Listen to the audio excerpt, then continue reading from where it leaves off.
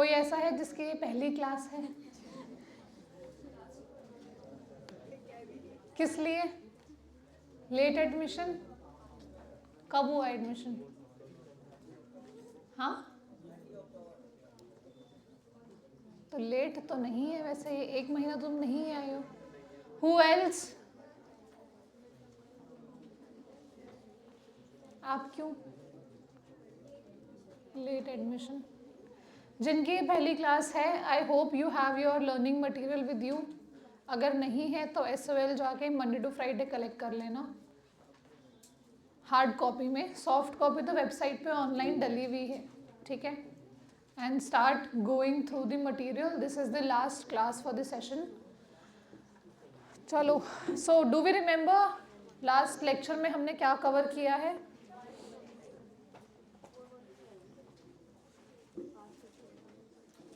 क्या पढ़ रहे थे हम लोग लास्ट क्लास में? इमोशंस। इमोशंस में एग्जैक्टली क्या? We were doing theories of emotions, right? हमने कौन सी थ्योरी पढ़ी है अभी? James Lange theory of emotions. क्या कहती है वो थ्योरी? What is the basic principle of that theory?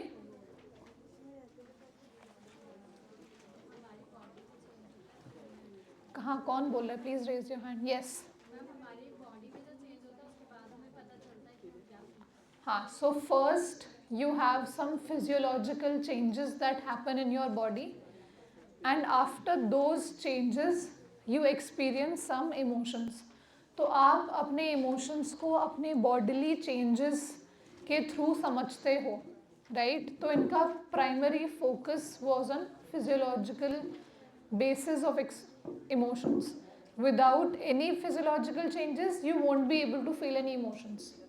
तो ये थ्योरी ये बात करती है। इस थ्योरी का लिमिटेशन क्या पढ़ा था हमने? Multiple emotions have same physiological responses. बहुत सारे ऐसे इमोशंस हैं जिनका bodily changes are similar. For example, if you are excited then also your heart beat increases, if you are nervous then also your heart beat increases, right? तो आप सिर्फ body changes के हिसाब से या फिजियोलॉजिकल चेंजेस के हिसाब से इमोशंस नहीं समझ पाओगे। कॉम्प्लेक्स इमोशंस समझना थोड़ा मुश्किल होगा। इसको काउंटर करने के लिए there is another theory that we are discussing today, which is Cannon Bard theory of emotions. इसको लिख लो, Cannon Bard theory of emotions.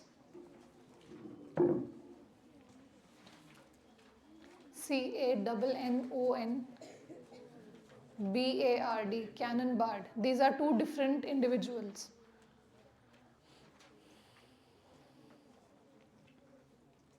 This theory proposes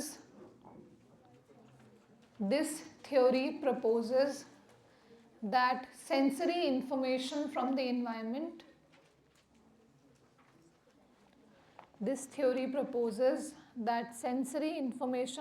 environment is relayed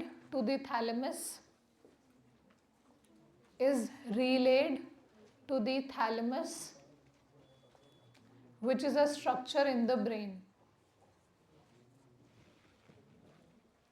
अब ये थ्योरी स्पेसिफिकली अगेन आपके physiological responses, this theory proposes that sensory information from the environment is relayed to the thalamus, which is a structure of the brain,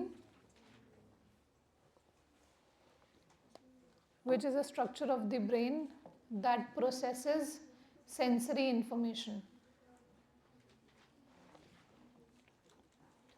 पहले इसको समझते हैं। Now again ये theory का focus भी फिजियोलॉजी ऑफ इमोशंस पे है कि आपका बॉडी, आपका brain, how does that respond to the emotional stimulus.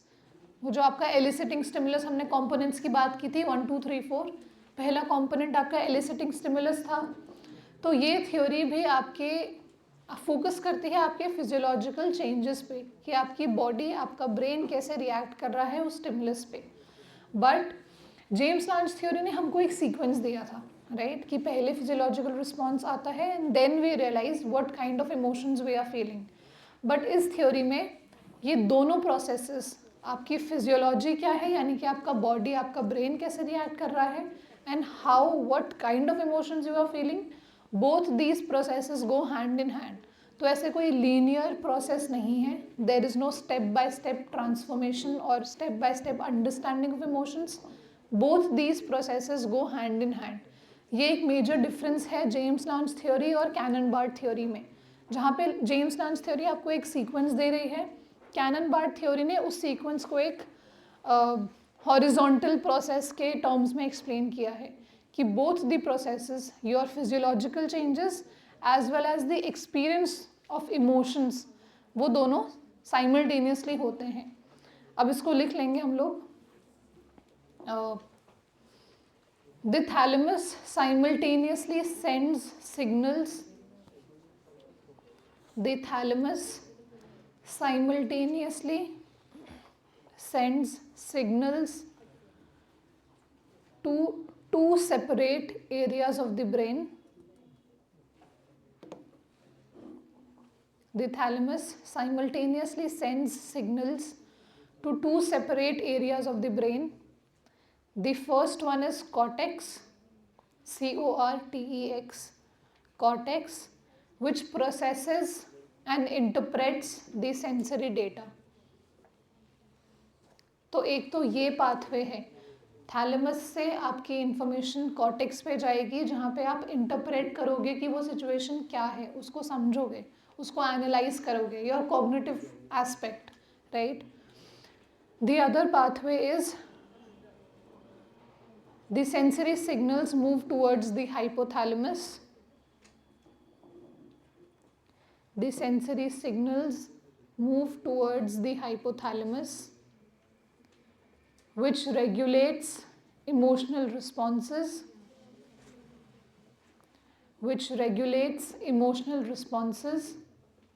and triggers physiological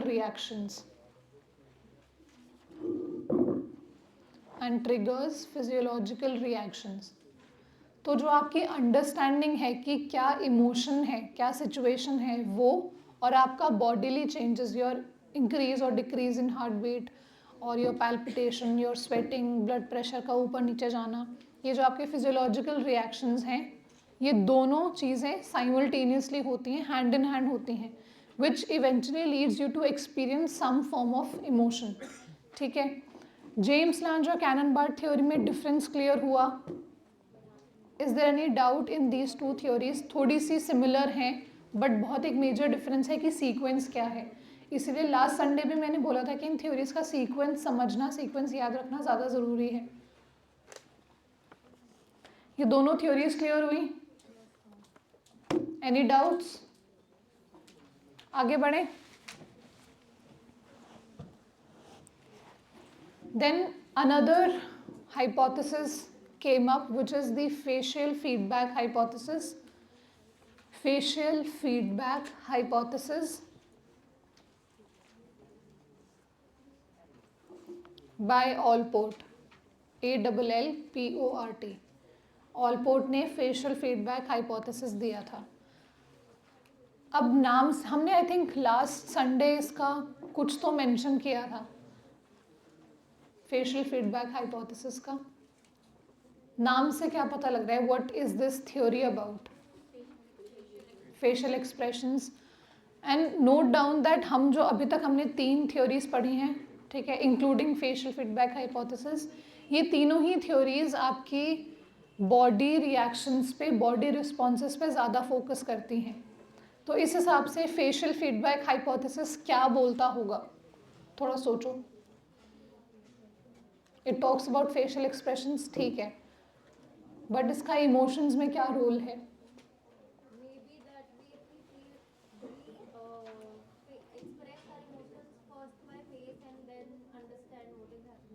We express our emotions through our face and then we understand what is happening. थोड़ा सा ठीक है. What else? It's actually the opposite. the way our facial muscles react to a situation, it leads to the kind of emotion that we are feeling. ठीक है, आपकी brain को पहले signal जाता है कि ये स्टिमुलस है. Your brain sends signals to your facial muscles. आप जिस तरीके का फेशियल एक्सप्रेशन बनाओगे उसके बेसिस पे एक और सिग्नल आपके ब्रेन को रिसीव होगा which will tell you what kind of emotion you are feeling. Right now you might think कि जब अगर कुछ अच्छा हुआ है तो हम स्माइल करते हैं, which automatically means that we are happy. Right, क्योंकि हमारा फेशियल मसल्स उस तरीके से मूव कर रहे हैं. Now there was an experiment, आप लोग के SLM में भी है, जहाँ पे लोगों को पेंसिल रखने को बोला था. If you can refer to your SLM right now, जिनके पास बुकलेट्स हैं वो खोल के एक्सपेरिमेंट पढ़ो एक बार. सबके पास SLM है, वो एक एक्सपेरिमेंट है. बच्चे एक बार SLM देना. I am letting you know the page number. वो एक्सपेरिमेंट पढ़ो. 125 स्ट्रैक एंड कलीग्स का एक एक्सपेरिमेंट है 1988 का. वो एक्सपेरिमेंट पढ़ो और मुझे एक्सप्लेन करो कि वो क्या है. ये लो.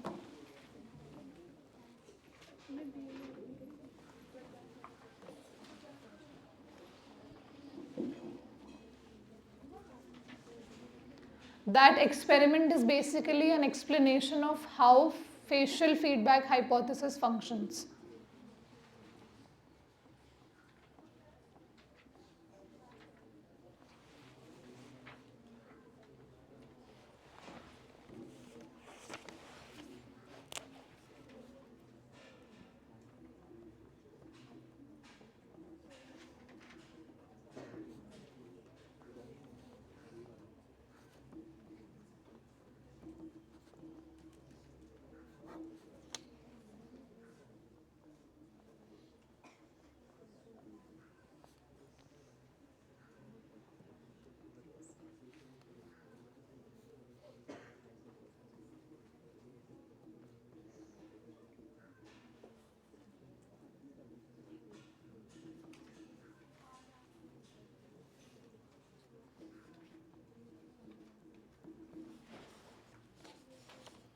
पढ़ लिया? पढ़ो उसको.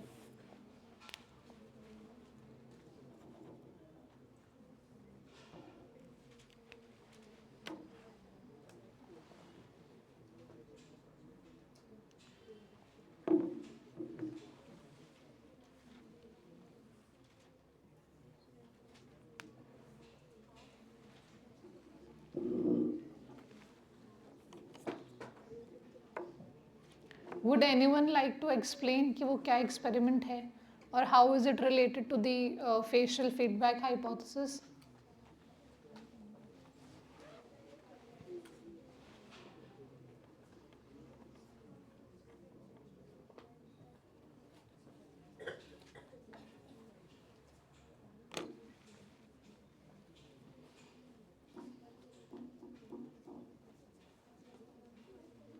हाँ बताओ. Participants were like forced to smile while holding a pencil with their teeth. The same participants were forced not to smile while holding pencil with their lips. And they were showed cartoons, the same cartoons. When they were smiling, they reacted more positively to the cartoons. They were more happy to see the cartoons because they were smiling. Because they were smiling. So it's a reverse process जिसके बारे में हम बात कर रहे हैं. Experiment ये था कि a set of individuals were hired and they were asked to hold a pencil between their teeth. ठीक है, दांत के बीच में पेंसिल रखना तो ऑटोमेटिकली वो स्माइल आती है फेस पे. ठीक है, उस कंडीशन में उनको कुछ कार्टून्स दिखाए गए and then they were asked to report how they are feeling. And उन्होंने हैप्पीनेस या पॉजिटिव एनर्जी या ऐसा कुछ पॉजिटिव इमोशंस रिपोर्ट किए. Now the same set of people were asked to hold a pencil on their lips. तो जब अपने lips पे पेंसिल कैरी करते हो एक फ्राउनिंग फेस बनता है बाय डिफ़ॉल्ट. ठीक है, अब उस सिचुएशन में उनको सेम सेट ऑफ कार्टून या सेम सेट ऑफ जो वीडियो दिखाई थी वो एग्जैक्ट सेम वही थी. And then they were asked to report कि कैसा लगा उनको. And they reported slightly negative emotions. ठीक है, उनको they were feeling joy but not up to that extent जो उनको पहले सिनेरियो में एक्सपीरियंस हुआ.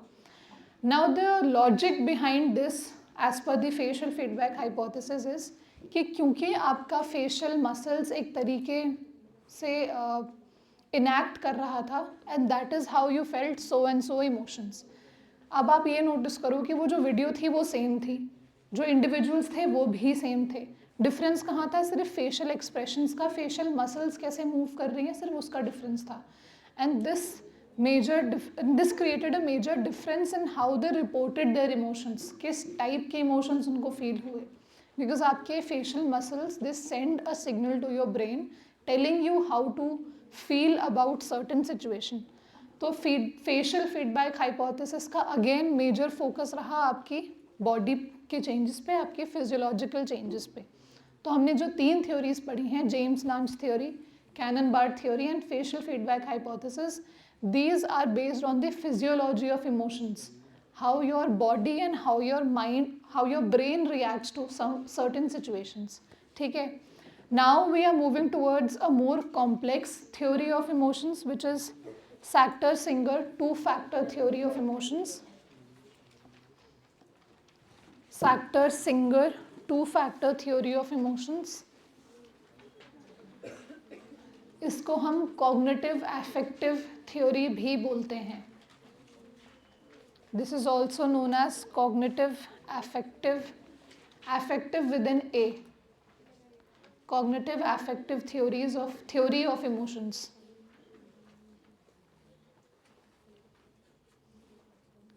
अब यहाँ पे भी हम फिजियोलॉजी ऑफ इमोशंस की बात करेंगे, बट इस थ्योरी में मेजर फोकस रहेगा आपके कॉग्निशन पे. How do you subjectively interpret that situation. Cognition हम सबको पता है क्या होता है. ठीक है, आप लोग एक पूरा पेपर पढ़ रहे हैं कॉग्निटिव साइकोलॉजी का. So the focus of this particular theory is on how you subjectively interpret a situation. By subjectively we mean कि आपके पास्ट एक्सपीरियंसेस के बेसिस पे, आपके फैमिली स्ट्रक्चर के बेसिस पे, आपके फ्रेंडशिप्स के बेसिस पे, आप मीडिया कैसे कितना कंज्यूम करते हो. बहुत सारे ऐसे सोशल फैक्टर्स हैं जो आपके वे ऑफ थिंकिंग या आपके बिहेवियर्स को इन्फ्लुएंस करेंगे. एंड उन फैक्टर्स के बेसिस पे ही आप कोई चीज़ समझते हो, right. For example, if I ask you to give a presentation on classical conditioning, किसी के लिए ये सिनेरियो बहुत स्ट्रेसफुल हो सकता है for people who don't like public speaking. ठीक है. On the other hand, this activity can be exciting for some other set of students जिनको बोलना अच्छा लगता है, प्रेजेंट करना अच्छा लगता है. सो द सेम प्रॉब्लम और the same situation but different reactions.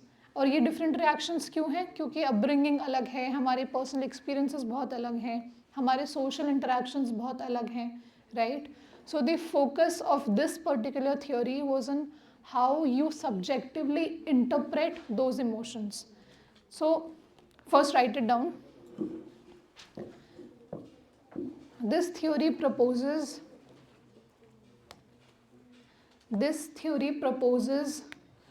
two key components. This theory proposes two key components while explaining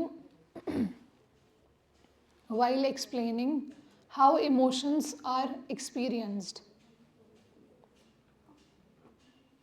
नाम में ही है कि there are two factors or there are two components of this theory.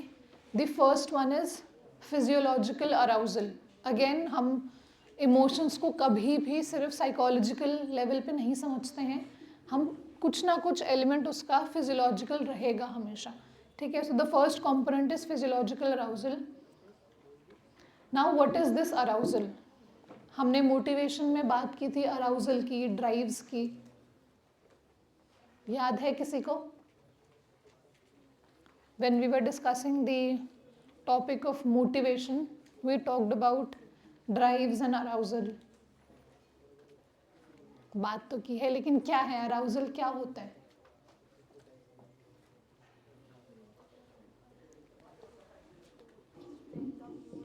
Strength of emotion नहीं. Arousal क्या होता है? Activation or alertness, it's an internal state, right, which leads you to do certain behaviors so as to reach your goal. अगर आपको हमने last class में भी एक एग्जाम्पल डिस्कस किया था कि if anybody is afraid of dogs, तो बॉडी में किस टाइप का अराउजल होगा? They would try to avoid that situation, they would try to move away from that scenario. तो वो जो एक इंटरनल स्टेट है, इंटरनल ड्राइव है, जो आपको कुछ बिहेवियर्स करने के लिए पुश करती है so that you reach your goal, that is a state of physiological arousal. ठीक है, तो इस थ्योरी में भी कुछ फिजियोलॉजिकल अराउजल होना नेसेसरी है whenever you face some eliciting stimulus. This is the first component. The second component is called cognitive labeling. Cognitive labeling. It refers to the interpretation. It refers to the interpretation or making meaning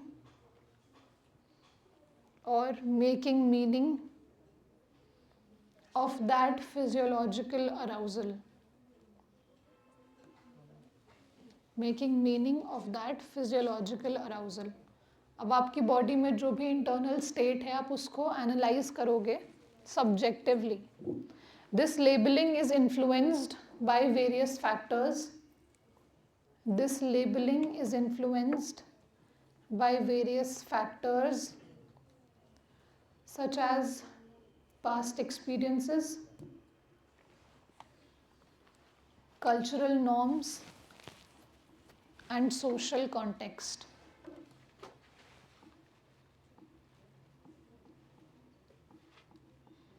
Cultural norms and social context. अब culture से कुछ याद आया आप लोगों को? मैंने last class में आपको कुछ पढ़ के आने को बोला था.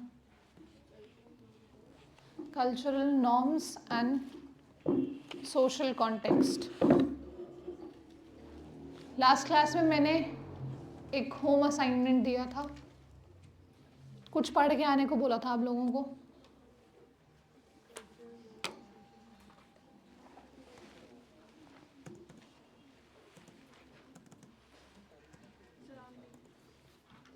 सराउंडिंग. किसी को भी याद है? नहीं भी पढ़ा है तो भी ठीक है, बस याद है कि क्या बोला था पढ़ के आने को. क्या बोला था? Relationship between culture and emotions. तो क्या पढ़ा आप लोगों ने? हाँ, relationship between motivation and emotion भी बोला था.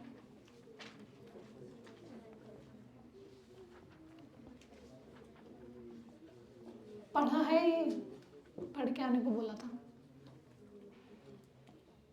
आप लोगों के एसएलएम में पेज नंबर 128 से लेके 131 तक there is a section called Indian culture and emotions, जहाँ पे आपके भाव और रस की बात की है. ठीक है, it's not something that it needs to be explained in a classroom, इसलिए मैंने ये पढ़ के आने को बोला था. आप लोग ये अभी पढ़ेंगे क्लास में. And if you have any doubts in this topic then please feel free to ask. We still have 10-15 minutes. आप लोग ये टॉपिक अभी पढ़ो और डाउट्स हैं तो पूछो. और अटेंडेंस शीट्स मेरे को वापस दे दो.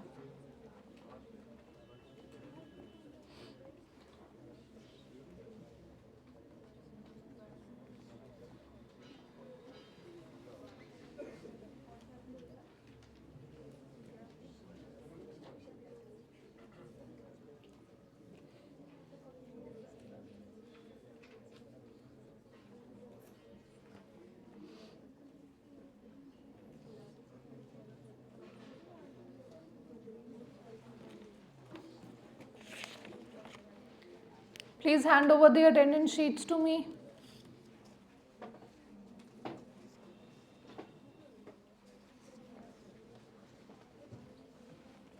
इसके अलावा किसी भी टॉपिक में डाउट्स हैं तो आप लोग पूछ सकते हैं. We are done with the syllabus and we are done with the session also. आप लोग डायरेक्टली अब एग्जाम हॉल में बैठेंगे. So if you have any doubts with respect to any topic across your entire syllabus, please feel free to ask.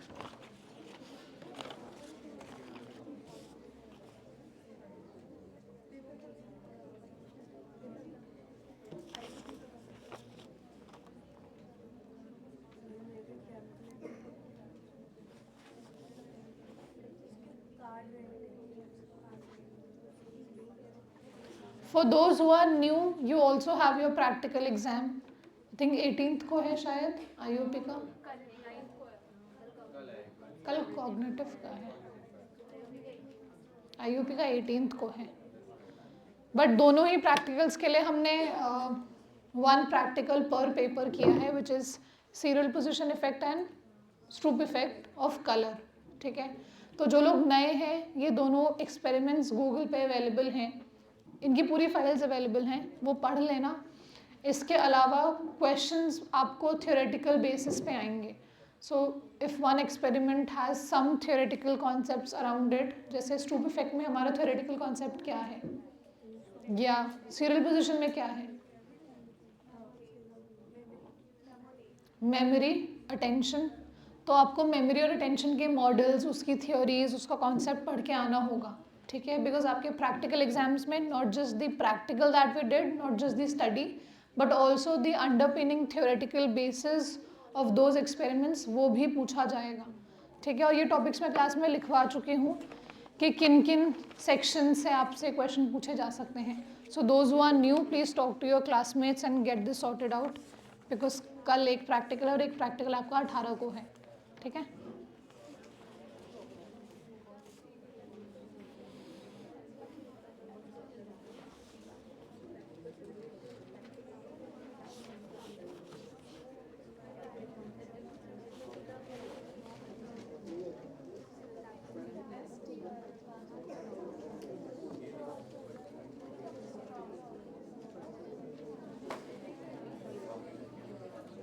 Those who haven't marked their attendance, वो please आगे आके mark कर लो.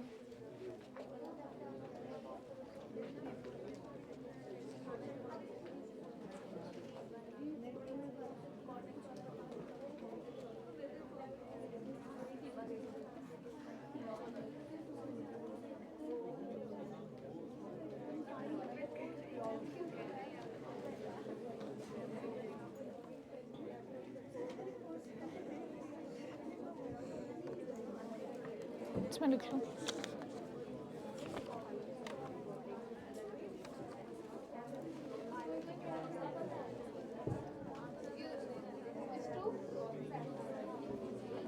इधर एक sheet है, इस पे लिख लो. आप इस पे लिख लो.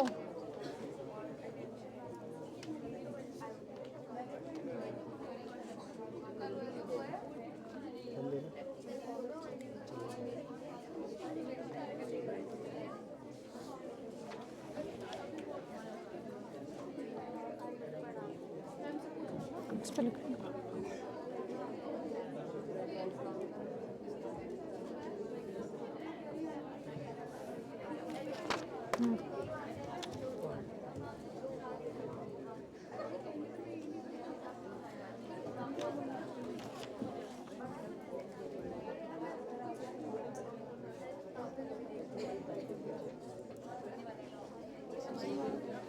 Yes.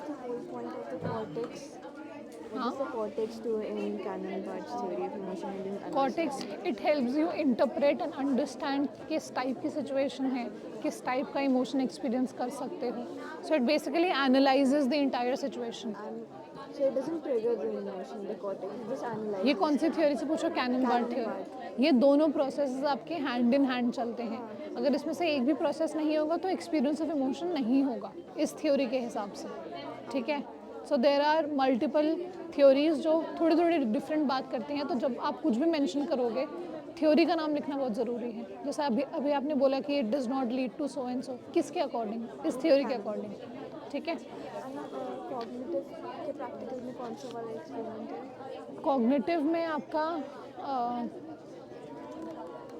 एक second, serial position. Ma'am like अगर इस क्लास के बाद कोई डाउट हुआ तो ईमेल आईडी पे कर सकते हैं क्या कांटेक्ट मैम को, अगर जिन्होंने भी बनाया है? इस पे मत करना, आप लोगों की रिवीजन क्लासेस हैं अभी प्लान्ड, रिवीजन क्लासेस में पूछना सारे डाउट्स, ठीक है। Class you also have your revision classes planned, so अगर आप लोगों ने पढ़ना स्टार्ट कर दिया है, विच आई एम होपिंग कि कर दिया होगा, आपके कुछ भी डाउट्स हैं please ask in those revision classes. आपकी SLM में जो ईमेल आईडीज़ दी हुई हैं प्लीज़ उस पर मेल नहीं करना है आप लोगों को, आप लोगों के लिए डेजिग्नेटेड रिवीजन क्लासेस हैं, कुछ भी डाउट्स है उसमें पूछो। कब है? तुम लोग को शेड्यूल नहीं मिला? शेड्यूल आ गया है, क्या क्या है क्लासेस? और IOP की कब है? बस सबको बता दो कि शेड्यूल आ गया है। हाँ पूछो। दोनों प्रैक्टिकल्स ना देखो दोनों में कवर हो जाते हैं, दोनों प्रैक्टिकल्स ही दोनों सब्जेक्ट्स में कवर हो रहे हैं, क्योंकि दोनों के थ्योरेटिकल बेसिस भी लगभग सिमिलर ही हैं, मेमोरी, अटेंशन, यही सब तो है।